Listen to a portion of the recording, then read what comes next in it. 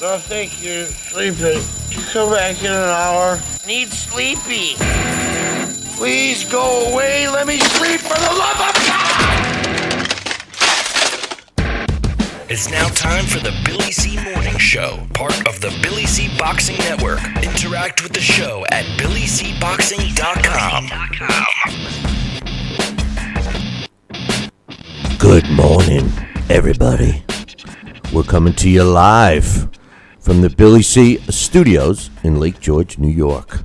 I'm Bill Calogero, and it's time for the Billy C. Morning Show. Good morning to everyone. I hope everyone's doing all right.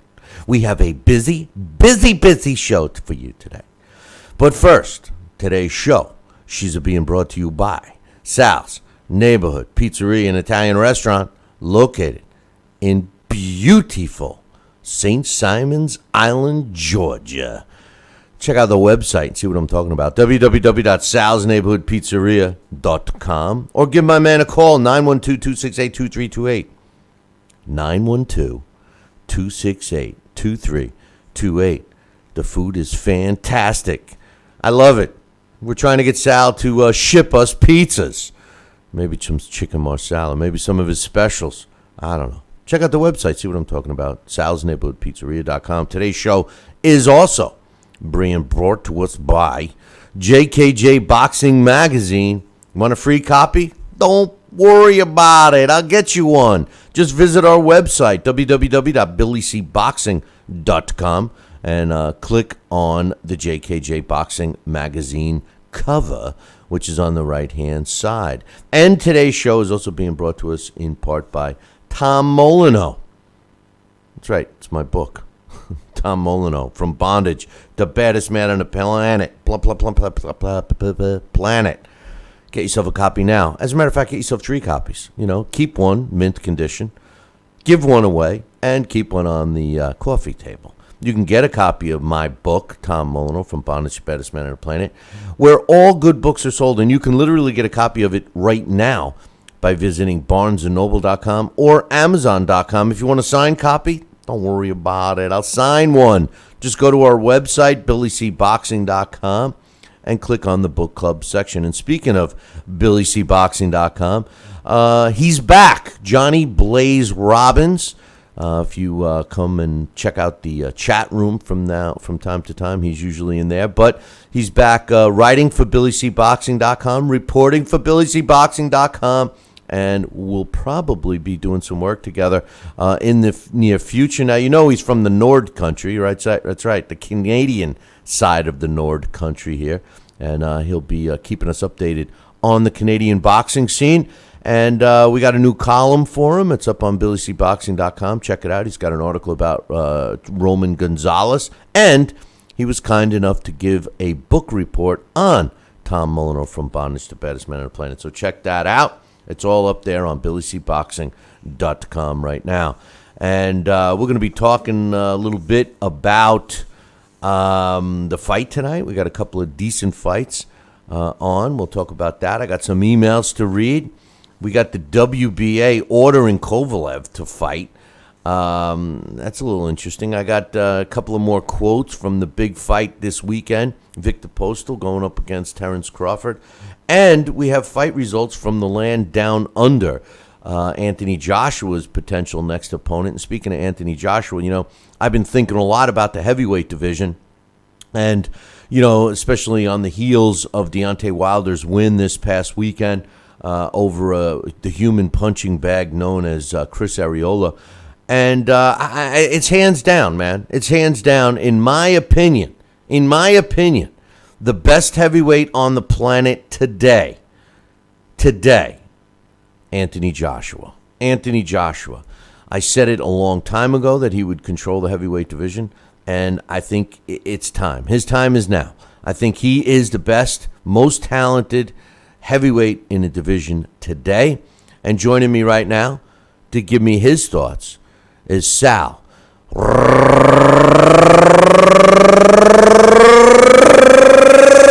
Rocky Senecola. What's up, Sal? Good morning, Bill. How are you today? Oh, I'm in a weird mood. How you I doing? can tell with the roll of that R, man. I'll tell you, that's a long one. Hey, Need but another gasp of breath. Bernardo Osuna's got nothing on me. Nothing. Forget about it. Hey, listen. What do you think about Anthony? Yeah, my main topic today is, I really think Anthony Joshua out of the main heavyweights, right? And I look at the main heavyweights, and I would say, obviously, Not to be confused, not from the state of Maine. no, not the state of Maine. God, no, A no, few heavyweights up there. no, yeah, but Fight, they're not they fight fighting. with a lobster style. They're not fighters, though. Yeah, like Tyson Fury, Klitschko, Povetkin, Luis Ortiz, Wilder, Anthony Joshua, Kubrat Pulev, Artur Spitska, Brian Jennings, V. Glasgow. Those are our top 10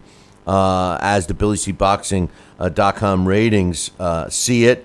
But as I personally see it, I think Anthony Joshua is the best heavyweight in the world today. I think he can beat all of the heavyweights that are out there right now, including the self-proclaimed best heavyweight, Deontay Wilder, who I don't even think is the top three. I think that he's probably, in my opinion, I think not only does Joshua beat him, I think Ortiz beats him, I think Fury beats him, I think Vladimir Klitschko beats him.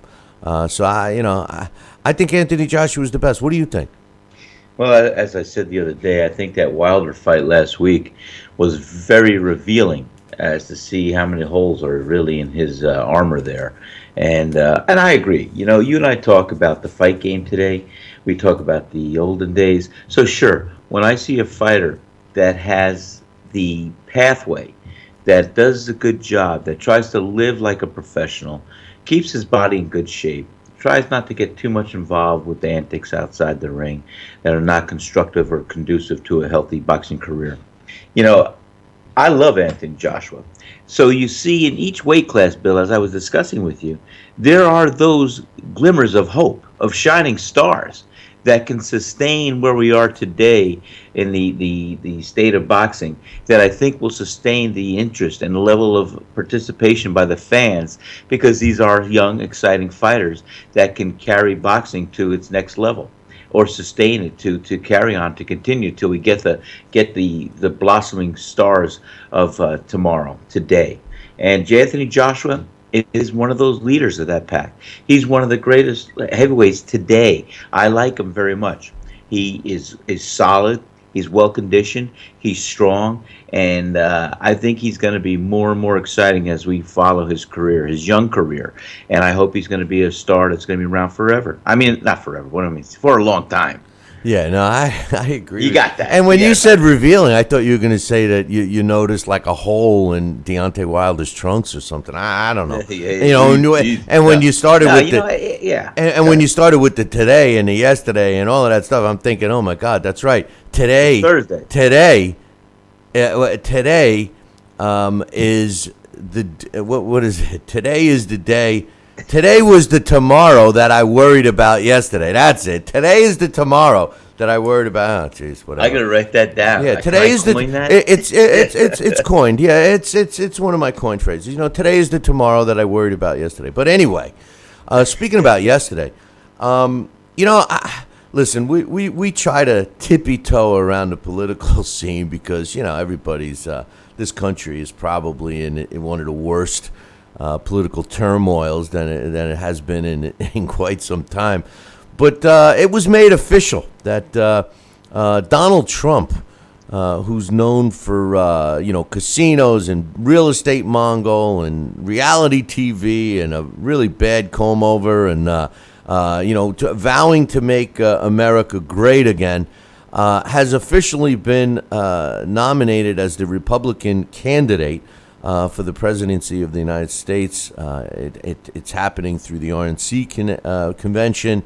And by the way, our very own John from LDL TV, John Musciunas, is there with Don King, and they're doing some filming there. But I tell you, what's your thoughts? And give us the lowdown.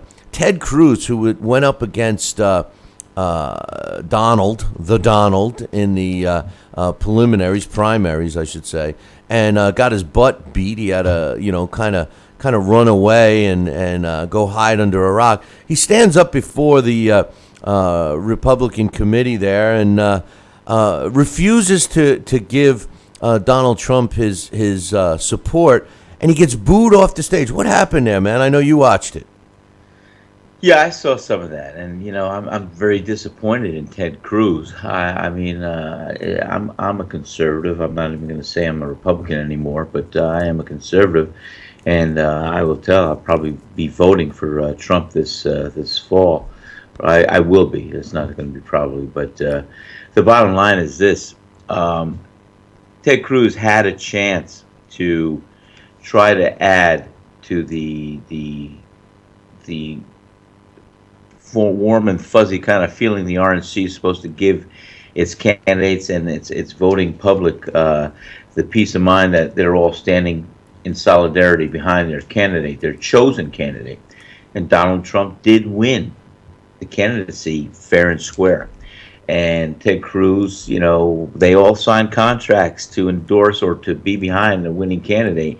And Ted Cruz was one that didn't follow the contract, didn't follow this, and had a chance to at least heal some and say some contributory remarks and statements.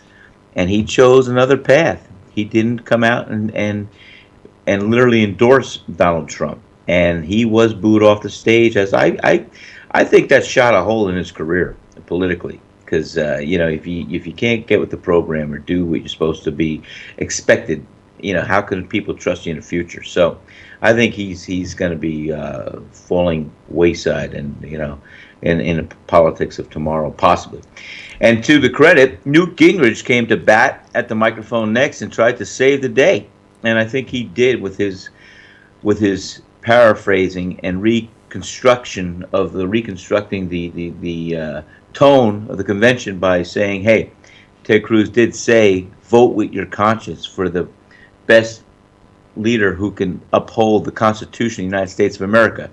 And then Newt Gingrich added to that is one and only candidate that's clear and simple to follow that's going to do that, and that is Donald Trump. And he went on to say how Hillary failed us in so many ways in the past. So I think Newt saved the day there to a degree, and I think the majority of the people in the RNC saw through Ted Cruz. So it'll all. Hey, guess what? We're gonna find out in November. So that'll be here soon enough, as well as Pacquiao's comeback. That's right. Pacquiao's comeback is going to be in November too. We'll probably hell of November. That first week in November is going to be a very. Hey, you want to talk about revealing? We're going to see what happens. I tell you what. I think they'll get more interest in the Pacquiao return in November than they will at the polls. But I will say this: whether you like Donald Trump or not, Hillary Clinton, come on, you can't have her in there. Hey. She is just.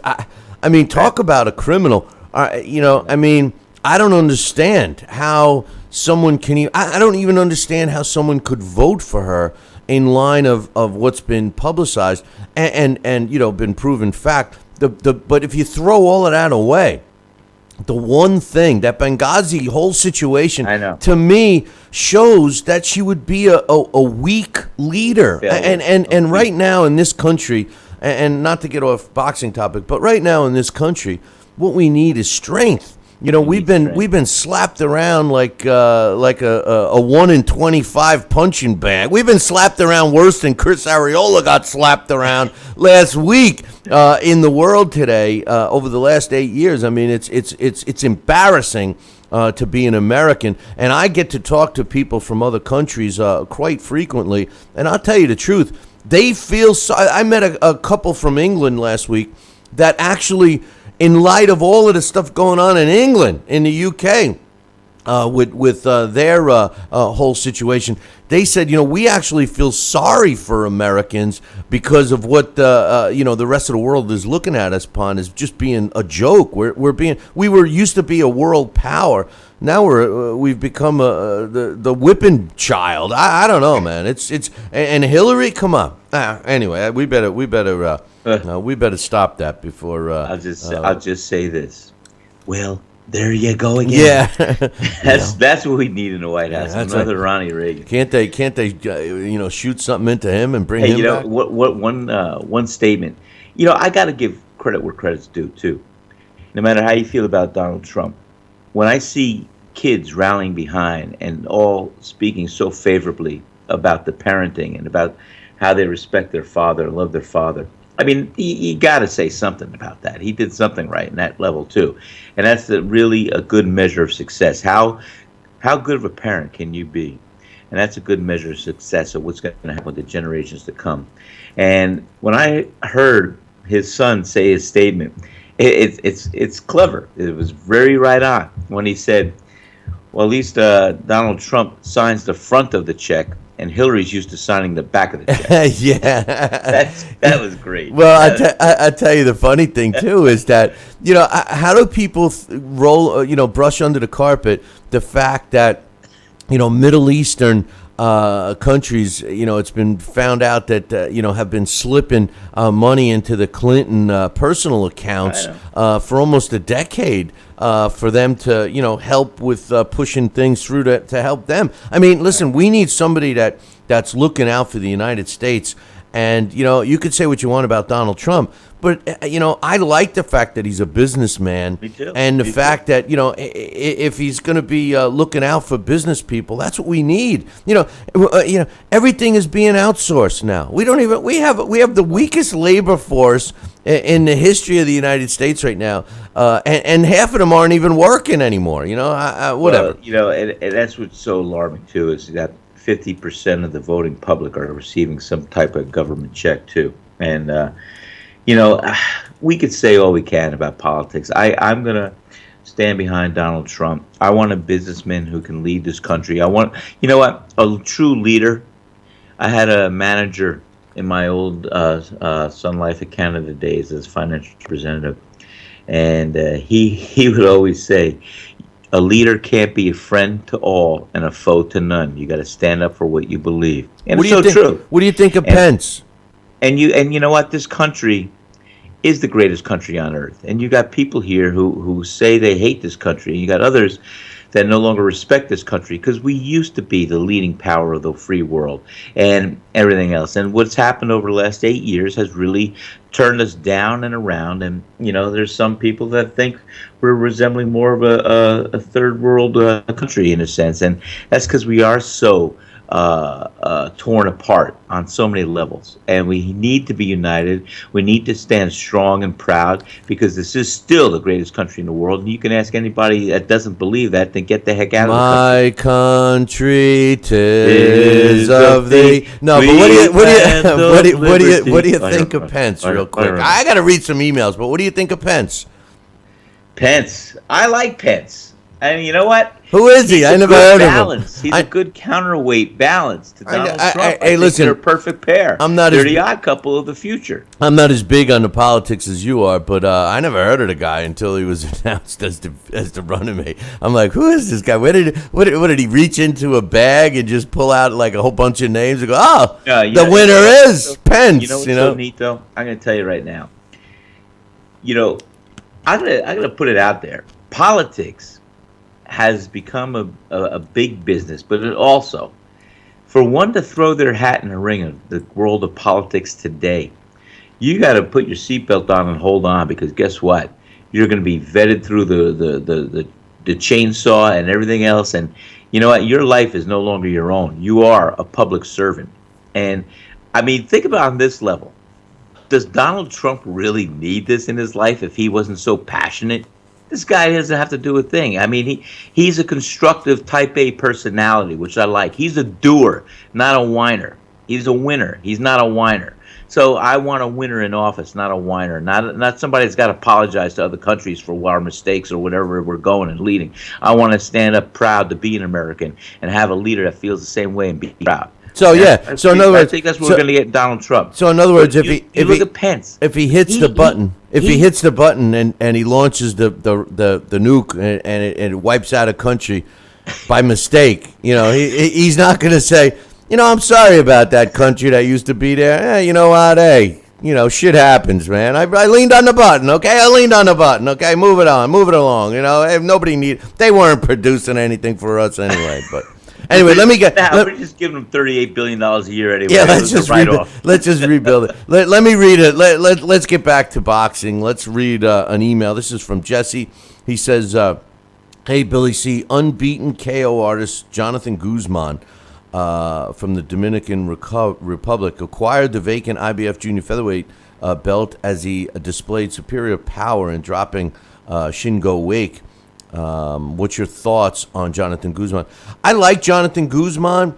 I really, I was kind of torn on my opinion about Guzman up until his last two fights, especially his last fight. I thought that prior to the Wake fight, I thought that he proved that he's the real deal, and we started really keeping an eye on him because he, like most fighters of today, was moved along extremely carefully in the first part of his career. But then after that, I think he's shown that he is extremely exciting. I mean, 22 wins with 22 knockouts.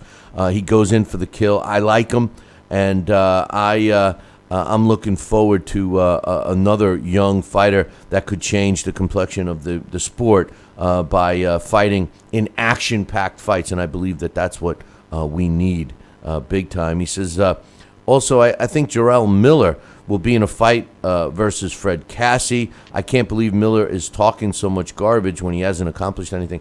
Man, I couldn't agree with Jesse more on this one, Sal. Jarrell Miller is basically another one of these fraud heavyweights that has been first of all, he's with a promoter that is really, in my opinion, even though I'm not going to mention his name, but even though he's a former fighter, I think he's actually bad for the sport because he puts on these shows that are just similar to Lou DiBella's Broadway boxing series. I mean, Ray Charles can pick the winners. I mean, it's just very easy to see who's going to win the fight. I mean, they're mismatched. I'm shocked that the New York State Athletic Commission let some of these fights even happen.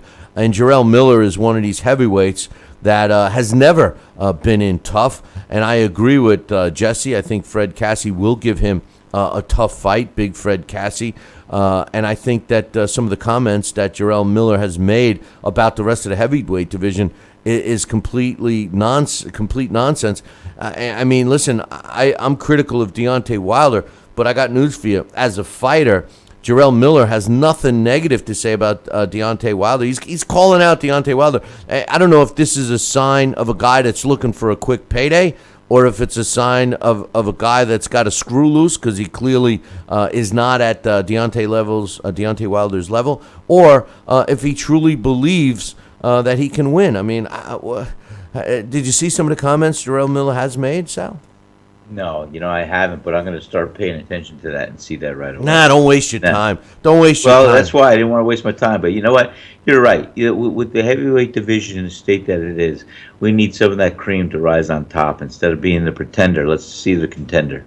Yeah, I mean, I think that Jarrell Miller, these guys need to, before they shoot off their mouth, they need to prove something. That's my biggest pet peeve. People think I don't like trash talkers and this and that and guys that fool around. It's not that, because I don't mind it. But you got to back up what you say. If you're going to say, I'm going to do this, I'm going to do that, I get him in there, boy, am I going to do this. How come you sound Italian? You better do, I think I am a little Italian. You better do that. You going to do a little of this. Yeah, I'm going to get him and give him a ride. A doink right between the eyes. But, Jarrell Miller, shut the F up. Come on, man. I mean, you ain't shit. I mean, I shouldn't have said that. But tell him. I agree. Yeah, and Sal agrees with me. And Sal's saying what he said. I endorse this message. That's right. He's endorsing this message. And I am formally picking Sal Rocky Senacola to be my running mate. That's what I'm doing. I'm formally picking. But anyway, he says Kaitrov versus Menendez should be a good fight. If Kaitrov wins, it should move him to bigger and better things. I agree. I'm going to take a look at that fight in a few minutes, Jesse. Thanks for the email. And we got another one here. Let's get the emails out the way, Sal. Yes. This one's from James. He says, hey, Billy C., I was glad to see the draw overturned last weekend even though it cost me a win on the Billy C Challenge. My question is, did a new rule allow them to do that, or is it a rule that's always been in place, which few commissioners use? It wasn't a rule. I think what happened was, first of all, not that I'm making any excuses, James, but it's a fairly new commission. If you recall, the Alabama State Boxing Commission was recently formed, primarily a couple of years ago for Deontay Wilder. Deontay Wilder wanted to fight in his home state of Alabama, and they literally had to put together a commission in order to police it. So with that said, and again, I'm not making an excuse. I think that they should have been competent enough. But what took place was that they added up the cards, and the three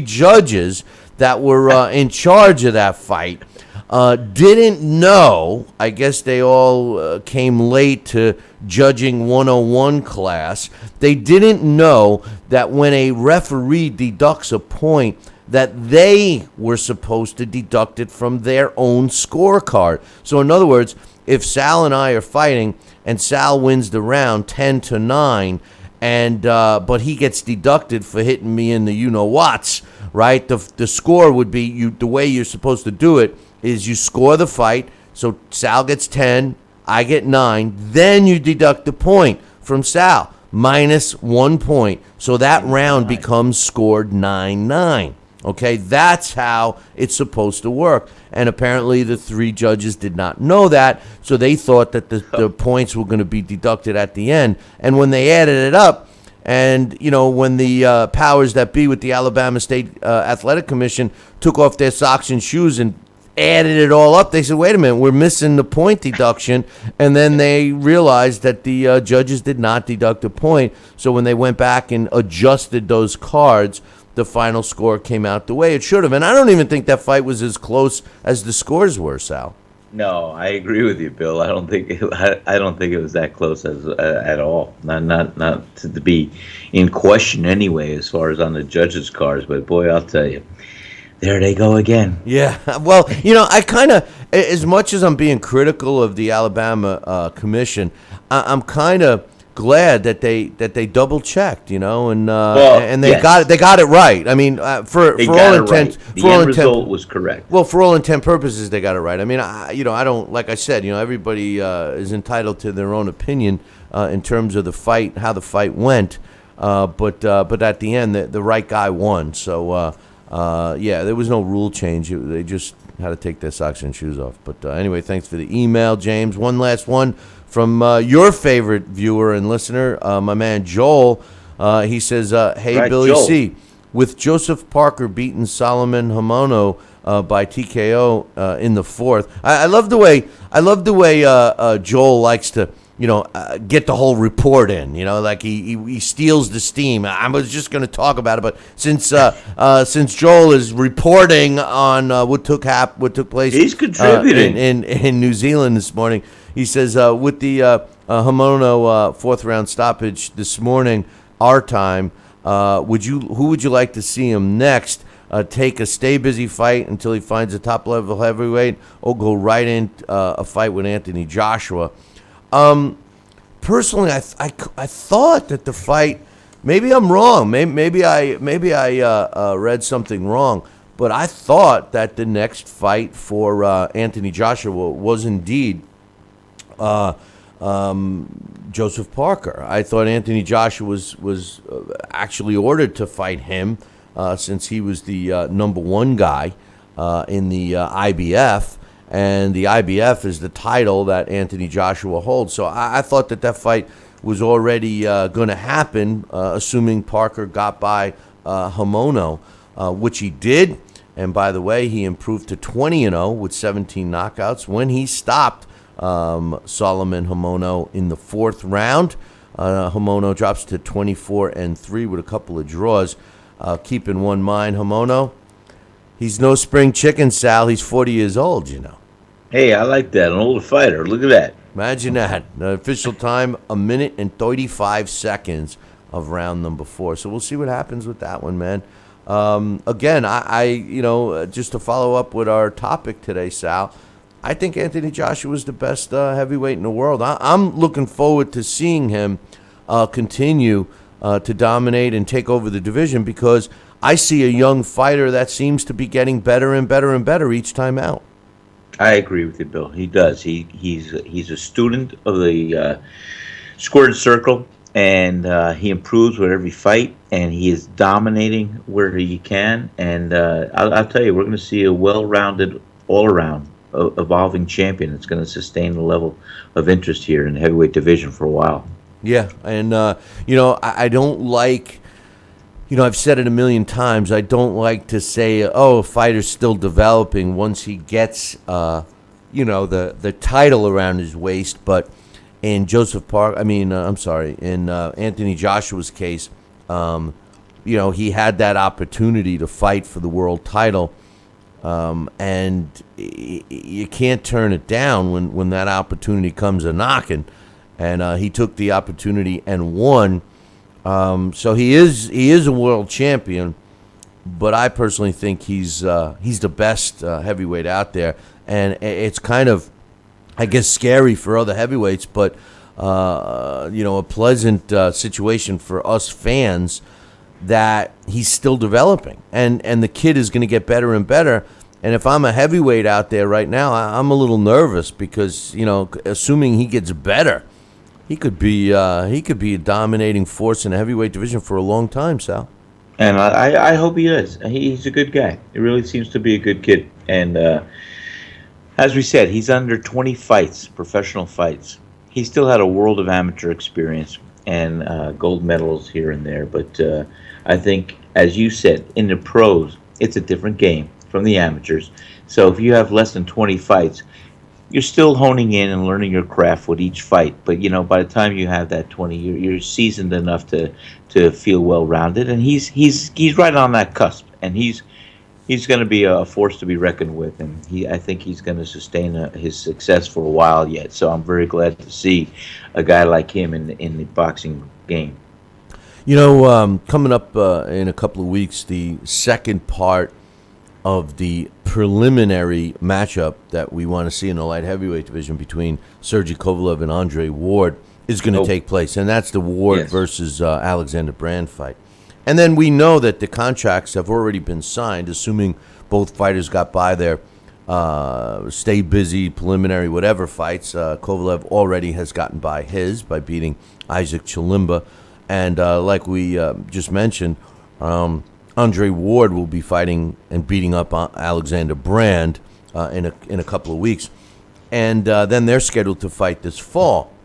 However, it seems like the WBA may be setting up themselves to strip Kovalev of his WBA version of the World Light Heavyweight title, because yesterday they ordered Kovalev to fight Jürgen Brähmer, who's got a record of 48-2, who's currently the regular heavyweight champion, and Sergey Kovalev is the super heavyweight champion, and the WBA is trying to get rid of all that BS and interims and super and regulars, and they want to have one, champion in each division, and they're ordering this fight to take place, and they're giving them 30 days to make a deal. If they don't make a deal, then this fight's going to go to purse bid. I don't understand how it's going to happen. First of all, the strange thing about this, Sal, is when a sanctioning body elevates, they call it elevating, right?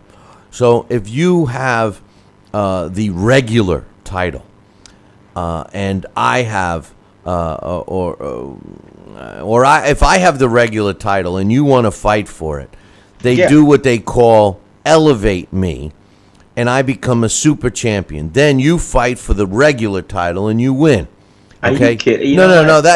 They really do this. Okay, but listen, here's the weird part. They elevated me to super champion, right?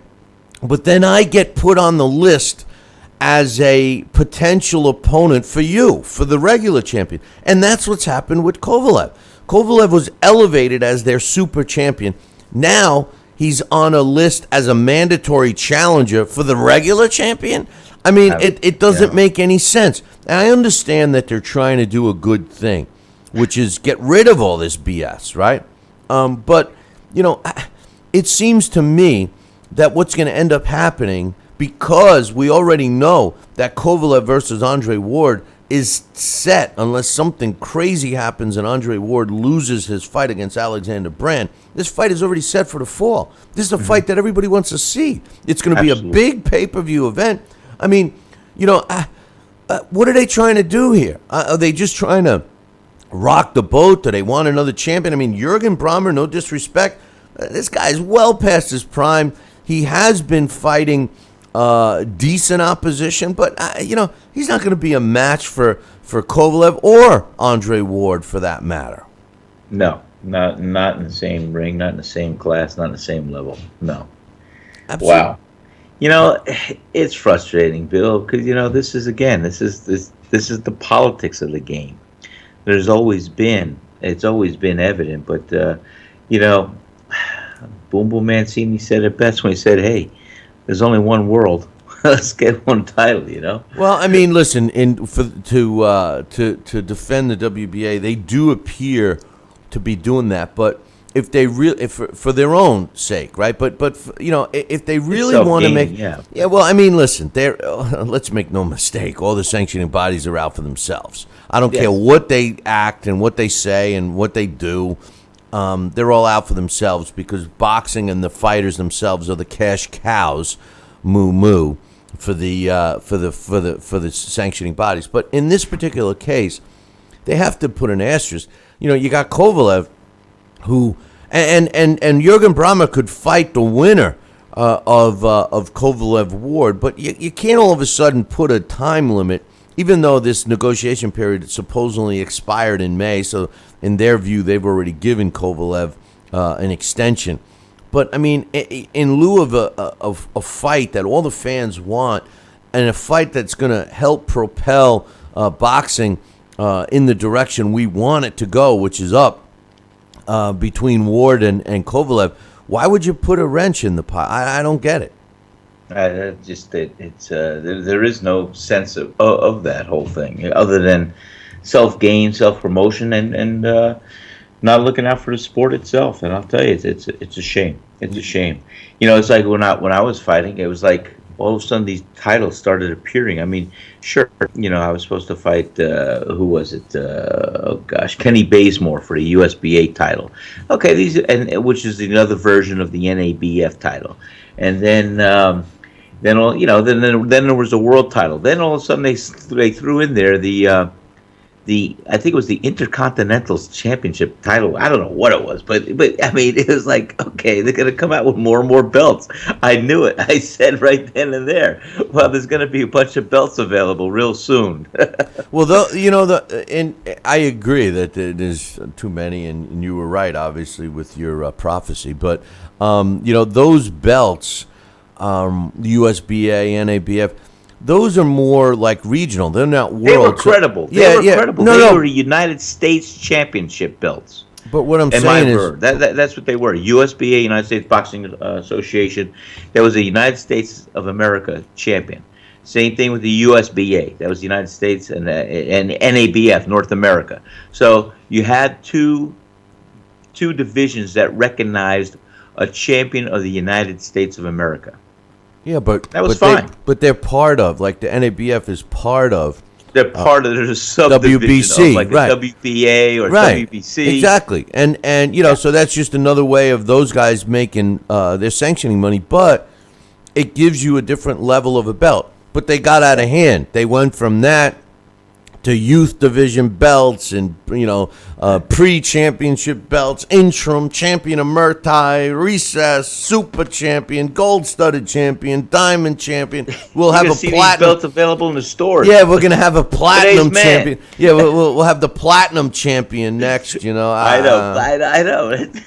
Anyway, Victor Postal and Terrence Crawford are in a big fight this weekend. Don't forget. Big fight. This is going to be a great fight. Don't forget, we're doing a post-fight show right here on BillyCBoxing.com. and of course our YouTube channel, youtube.com/talkinboxing, TALKINBOXING. I know that this fight is going to be a good one. I don't think the pay-per-view numbers are going to do that well. I hope I'm wrong. The undercard is it's so-so, but I hope you guys watch it. And more than that, I make sure you tune in right here. We go live approximately 6 minutes after the official announcement of the winner is made. I do have a couple of more quick quotes from you. Victor Postal, I'm talking about, this is a quick one. He says, hopefully this is going to be an exciting fight. And I'm gonna do everything I can to make it. Man of few words. And as you know, he's being trained by Freddie Roach, which we'll see how that helps him. But Terrence Crawford said, I had a great camp, nice sparring, nice everything. Everything went well. I'm good on weight. I'm just ready to go out there and display my talent. A lot of people aren't giving me enough credit to the point where everybody's talking about Postal's jab. Well, we're going to see who's got the better jab come Saturday night. Everybody stay tuned in. This is going to be a great fight. I love this fight, Sal, because I've been a fan. First of all, I've been a fan of both of these fighters, but Terrence Crawford, especially, if you go back and listen to some shows when he first busted onto the scene, I said that Terrence Crawford was going to be the next big star. And he's right now, although I don't think he's ready for pay-per-view, he's getting thrown in there this weekend. I think he's on the cusp of being a superstar. And let's make no mistake, Terrence Crawford, people forget, Terrence Crawford was brought in when he first busted onto the scene on a cable network broadcast as the opponent. And he's been fighting tough fights ever since. If you look at his last 9, which take over the previous 3, which, the last 3 years, actually less than 3 years, he's fought 9 times. And those 9 fights are all against top opposition. Now, granted, they were in lower weight class, but all against top opposition. I love this kid. And I'll tell you, Sal, I can't wait for this fight. Well, just like I said earlier about Anthony Joshua, these are the stars in these divisions that are going to sustain the interest. Because I'll tell you what, this kid's great. I love Terrence Crawford. He's the whole package. He could take a punch. He could box. He could punch. He could sit on a punch. He's great. He does it all. And he's a southpaw who can switch orthodox. He's a chess master, if you will. The boxing ring is very similar to a chess game on so many levels. If you play chess. So I analogize it like that anyway. Okay. Well, if you compare it to checkers, how would you say it? Checkers is good too, but it is square, like a checkerboard or like a chessboard. So we like that. All right. But your jabs are your pawns, and you're throwing them out there. You're setting it up to get a knight in there, and then you gotta come with the queen. Well, forget about it. Yeah. Anyway, Hey, we'll forget about it. But anyway, next time we get together, we'll have a game of chess. All right, I'll go back to my chessboard. I used to play the computer, and they always kick my ass, those computers, man. Those computers are pretty tough. I'll tell you what, my father taught my brother and I how to play chess at a very young age. We were maybe 3-4 years old, and we did it out of fun, but it started making the wheels turn upstairs, and it was very nice. And my brother, I don't know if he's still playing chess, but I played with my kids. My kids also love chess, too. They belong to a chess program at times. Now I see why you save all those boxes and stuff, man. Easy. You save all that stuff because you're going to make a full life-size chessboard, aren't you? I am. We're going to have a tournament, okay? Jeez. Hey, there's some fights on tonight, and one thing I do like about the PBC, even though earlier in the week I gave, I literally sat down and made up a list of the good things of PBC and all the negative things of the PBC. And the one good thing, there was actually 2 good things and about 8 or 9 or 10 bad things. But the 2 good things, one was basically for the fighters, that the fighters are making more money. But the most important thing for us as fans is the fact that we have a lot more boxing, professional boxing, on television. And which accompanies that is we get it on different days, not just on Friday and Saturday nights. We've been seeing fights on Tuesday nights and Thursday nights and Sunday nights. Well, tonight there's going to be a couple of fights, and I just wanted to mention them real quick. Sergey Derevyanchenko is taking on Sam Solomon in what I think is going to be his toughest fight to date. Now, both of these guys are middleweights, and Sergey Derevyanchenko is another one of these fighters out of Russia who had a long, extensive amateur career. He's no spring chicken. He's 30 years old. He's only got 8 professional fights under his belt, 8 wins, of course, with 6 knockouts.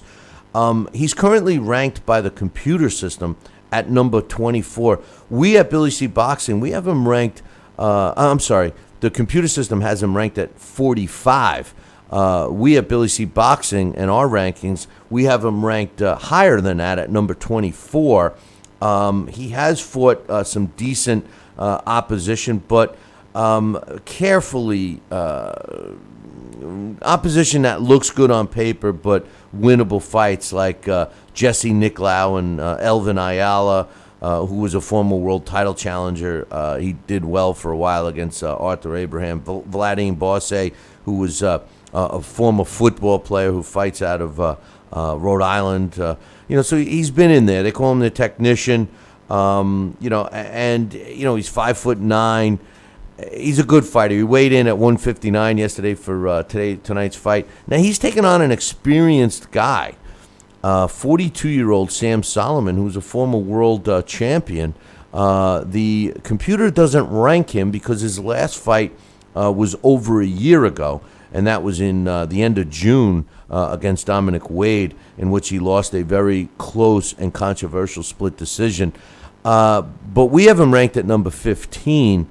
And this is going to be a tough fight. I think this is a big test for Derevyanchenko, Sal. I think that, should he get by Sam Solomon, he's going to, jump up in the ratings and possibly get a shot at one of the middleweights. I hope they don't throw him in there with Triple G, but I think this is a big fight for him, and it could very well be the last fight for Sam Solomon, who is an action-packed fighter in his own right, unorthodox. What do you think of this one? Have you given it a chance to? Have you had a chance, I should say, to look at this one yet?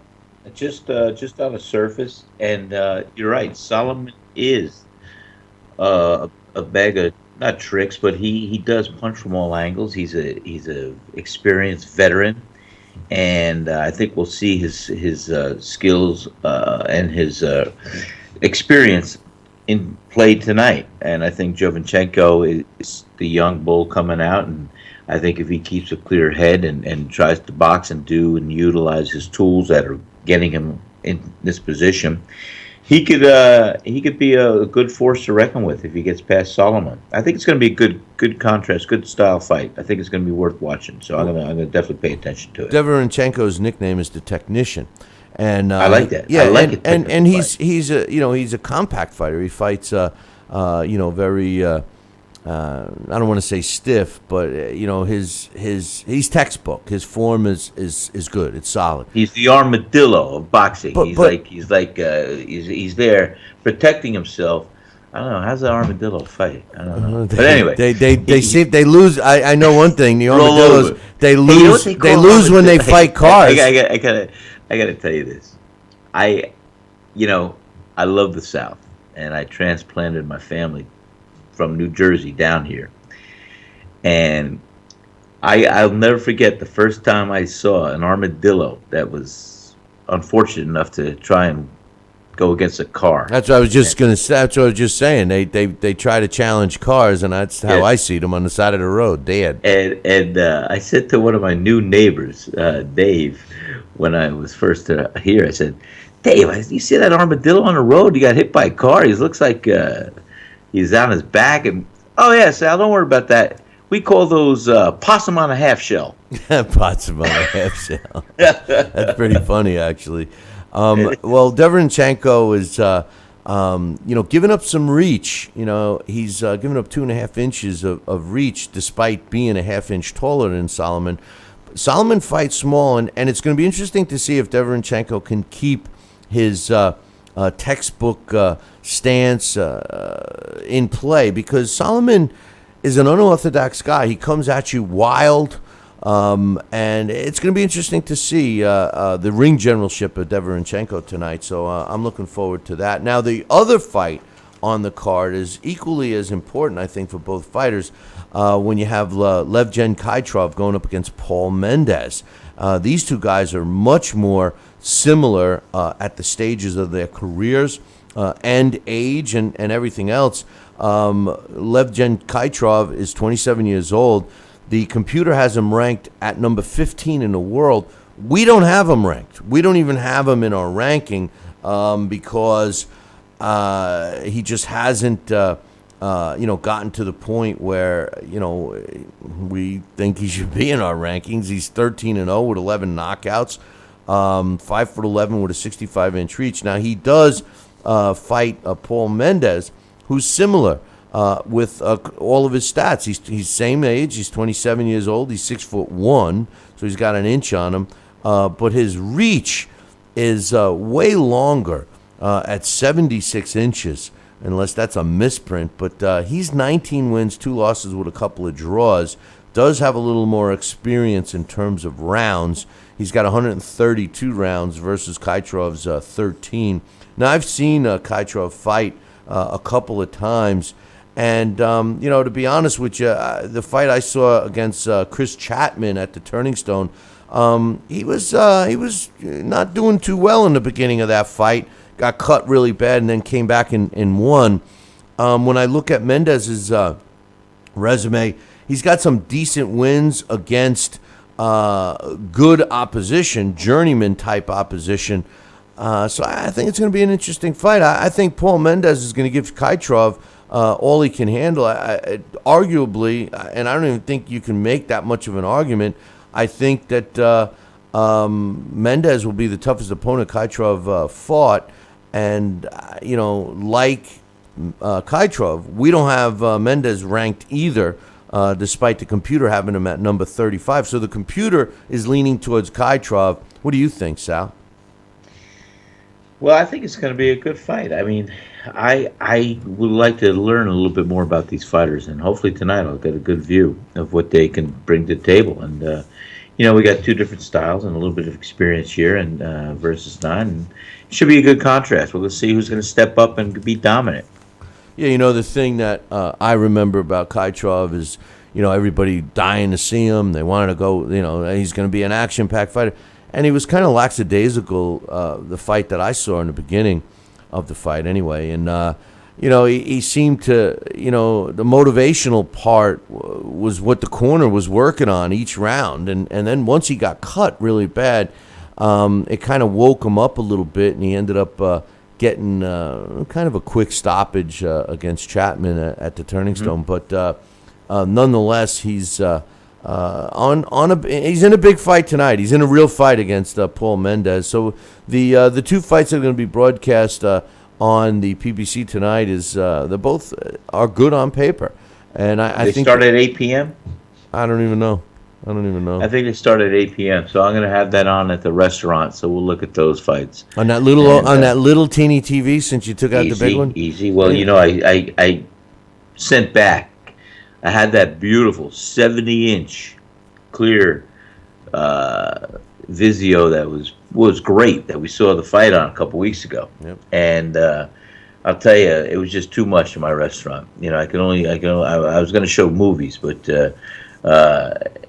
I think we're going to go with the projector. I told you. I talked to John. I'm going to get a fixed arm projector hanging from the ceiling. We'll get a beautiful screen, good quality projector, and we'll just turn that on for the big fights. Well, I'll tell you right now, it's no way in hell will it be as crisp and as the quality that screen you had in there. And I'll tell you another thing, the college football, you're going to miss out. You should have kept that TV because, I know. Put a smaller one up there, and you know what? We'll have the projector for that. And And I have a great little TV. It's a little by today's standards. It's up there on my bookshelf. Come on, you got to be sitting right there it to just see shows it. one channel. Yeah, I know, the Well, Sal Rocky SAL, Sal yeah, TV. yeah, it's Sal has TV. All my old fights and everything else on it. Yeah. No, nobody's looking that We way do have anymore. a few sports Nobody's looking that way anymore, Sal. But the truth of the matter is that I know that screen was, and see, the thing is, ladies and gentlemen, Sal packs the place, so. When these yahoos can't see the TV when they stand up, it was pretty. You couldn't miss it, But hey, it is what it is. That's the main gist. Bill, you know why, Bill? You know why? Because why? Sal's Pizza is a knockout. Yeah, you got to break out. Hey, I think I saw it. Remember the old or our pizza? calzone. No, you remember the pizza peel stick that you put the boxing glove on? I don't know if you, in case you're wondering where it is, it's stacked behind all those boxes in the office. Easy. I noticed it in there. You know what? That was how we did some training early on. Max, my pie guy, and I. He'd be sweeping the oven with the steel broom, and I'd put a boxing glove at the end of the broom. And every time he jerked that thing in and out of the oven, I would bob and weave around the glove. And it was a good show. In fact, we're going to resurrect that. Next time you're in for the next fight, we're going to bring that back up. Well, just remember, start training again. Just remember, it's under 42 boxes and 6 bundles of bags, and you got the water things. I'll find it. It's in there. It's in there. Okay? It's behind the desk, the mountain, But forget about it. Anyway, hey Sal, we've been doing this trivia question, and I'm going to bring it back again. And don't forget Wait. Are you telling me nobody yet has figured this out? No, and I'm trying to give away a prize. Even Coach hasn't gotten it. Henry Haskup, he knows. He knows. I'm telling you, that guy has such a mind, and he's such a great contributor. And being the president of Boxing Hall of Fame in New Jersey and everything else, big responsibility. He's an accomplished athlete in his own right with his martial arts and everything else. But I'll tell you, when he comes up with these answers in trivia, this guy knows what he knows. Well, I tell you what, he forgot. He always sends me the answers. He forgets when he sends me the question. I'm like, yeah, I know you know it, Henry. You sent me the question, but this question is a tough one, and I'm dying to give some people a prize. So I'm giving one person a prize. The first one that can email me the correct answer, I'm going to give you a couple of extra hints today. If you email me the correct answer, Billy@TalkinBoxing. That's TalkinBoxing.com. You'll win a choice of a couple of good prizes. And I'm going to give Sal one more chance to spoil it for everybody and get it right, but I doubt he's going to get it right. But here you go. I'm searching. I had a name at least yesterday. I came up with Frankie Neal. Yeah, that was who fought in 1880. Yeah, it was a little after him. But it's a who am I question. I once stopped a world champion in less than one round, and then in my next fight, I stopped his brother. Who am I? Now, I gave some hints, so I'm going to redo the hints a little bit. This is a fighter who fought in an era when there was only 8 weight classes. So I had given you the hint that it was not in the heavyweight division and it was not in the light heavyweight division. So it's below the light heavyweight division. So really, you got 6 divisions to look in. Okay? That's number 1. Number 2, this guy fought. Now, I gave you some hints in years. I said he fought this fight specifically before 1930. Then I gave you another hint and said it was before 1925. And now I'm going to give you another one. It was before 1920. Before 1920. So here it is one more time. The hint is, this guy fought during an era when there was only 8 weight classes, and it's not in the heavyweight or light heavyweight, so you got 6 weight classes to look at. He fought prior to 1925, and he says, I once stopped a world champion in less than one round, and then in my next fight, I stopped his brother. Who am I? You got a guess for me, Sal? You wanna ruin it for the potential winners or what? You know. I gotta go back to the drawing board. I'll tell you. I don't know, but I can't believe there's not a fan out there that knows this. How about Dax? Dax got to know the answer. Well, I don't think Dax knows either. None of Okay, them well, know. Not even to the Coach answer knows. tomorrow. Not Stay even Coach tuned. knows. Not even Coach knows. But if you know out there, if you're watching or listening, and you're the first one to email me the correct answer, Billy at Talkin' Boxing. That's TalkinBoxing.com. You'll win a choice of a couple of great prizes. I might have to call Henry. Don't call Henry. That's not fair. That's not I fair. know. Henry won't give the answers up. No, I know he because- won't. I know Yeah. he won't. I know he will not. But I once stopped the world champion in less than a round, and then in my next fight, I stopped his brother. Who am I? Good luck to everybody on that I one. like that. I stopped this brother. Yeah. And finally, Sal, on this day, July 21st, a lot of things happened, and you're going to like a couple of these because there's some of your favorite fighters. But on this day, July 21st in 1985, Ubaldo Sacco knocks out Gene Hatcher in the 9th round to win the WBA World Junior Welterweight title, and that took place. Hatcher. Wow, that's an old name. That I took remember place him. in Switzerland. It took place in Yes. Switzerland. On this day in 2007, Gavin Rees wins a 12-round decision over Suleiman McBay to win the WBA World Junior Welterweight title, and that took place in Cardiff, Wales. On this day in 2007, Jorge Linares knocks out Oscar Larios in the 10th round to win the vacant WBC featherweight title. That took place in Vegas. On this day, one of your favorite fighters, in 1927, Jack Dempsey knocks out Jack Sharkey in the 7th round in a heavyweight elimination bout to improve to 54 wins, 5 losses, and 9 draws. The fight took place at Yankee Stadium in the Bronx.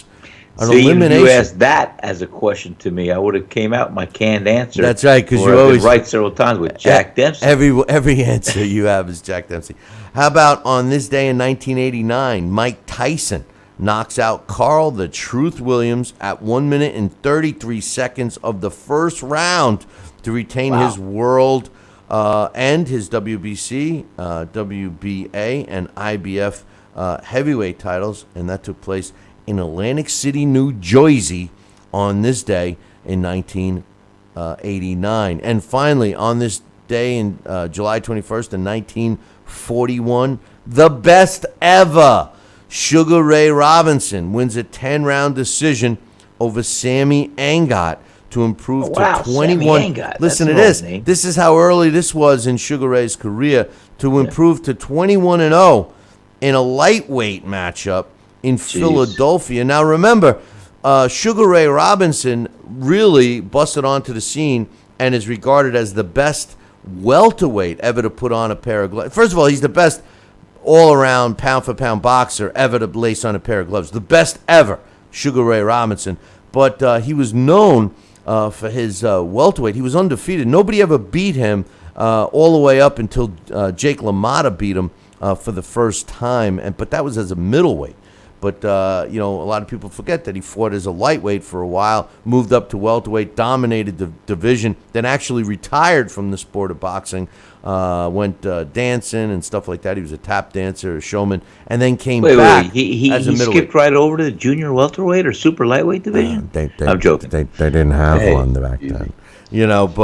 But anyway, that's what took place on this day, July 21st. In boxing history. Sal, any final thoughts before we wrap it up here? No, I think we're going to see some decent fights tonight, and I am very excited to see this weekend the Terrence Crawford-Victor Postal fight. That's going to be one that I'm very excited about. And then we're going to look past that and see what else is around the corner. That's correct, Amundo. Absolutely. Now, don't forget, tomorrow is Friday, and we all know what Friday is. Friday is Fan-Driven Friday. So if you have any questions, comments, concerns, opinions, whatever, either email them to me, Billy at Talkin' Boxing. That's TalkinBoxing.com. Or make sure you call in tomorrow during our live show. Now, I know a lot of you people watch this show after we air it, either via YouTube or listen to it on the radio dial on a radio station near you.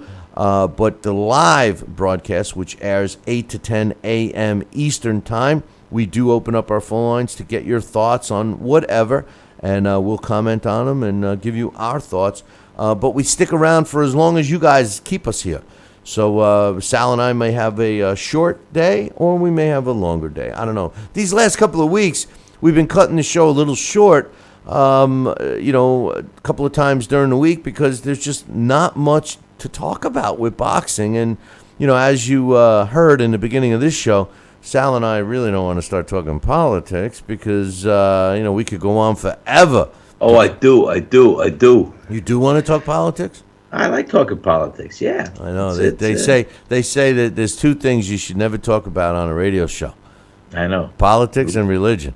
And, I know. Remember the comment I made? Remember the comment I made to Jeremy about the Easter, about hanging him on the cross, and everybody in Georgia they were looking for me to hang on the cross. They were. Forget about it. You still got to come on here with a little disguise. That's right. That's why I wear the mustache. But anyway, hey, listen. I got this mega mug I bought. Beautiful, large white coffee mug. I bought two. One for Kayla, one for me. And I'll tell you, this thing, you can fit like a quart of coffee in it. It's beautiful. And what I'm going to do, I'm going to get a Sharpie, Bill, and I'm going to surprise you. And I'm going to draw my own Billy C. mustache mug on this mug, and you're going to love it. Dude, I'll send you the logo. You can have it put on. Are you trying to get one of these mugs? Well, you can. Hint. These mugs. Out of pizza. Actually, you got to email Jeremy. Because Jeremy, I think he set up a merchandise site for the Billy C. Morning Show. You can get mugs and T-shirts. Maybe we should put some of my merchandise on your site. Well, we should. I already told you if you get me the banner. We'll work on it. Yeah, well, hey. And speaking of that, why don't you get a Sal? I don't have a Sal shirt on today, but I guess people want it. They want your pizza. They want your shirts. I don't know, Sal.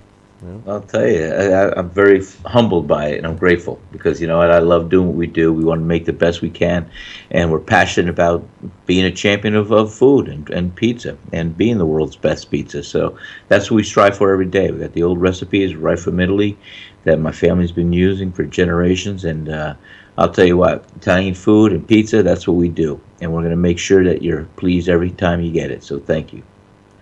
And he's got some really good-looking waitresses in that place, so check it out. Go there, and there's plenty of views, and the pizza's good too. But anyway, hey, listen, don't forget to tune in tomorrow, Sal. I look forward to your thoughts on the fights that are taking place tonight, so we can chat about them tomorrow. And hey, for everybody else out there, make sure you tune in tomorrow morning, same bat time, same bat channel. Until then. Ciao, baby. Everybody have a great day. Thanks.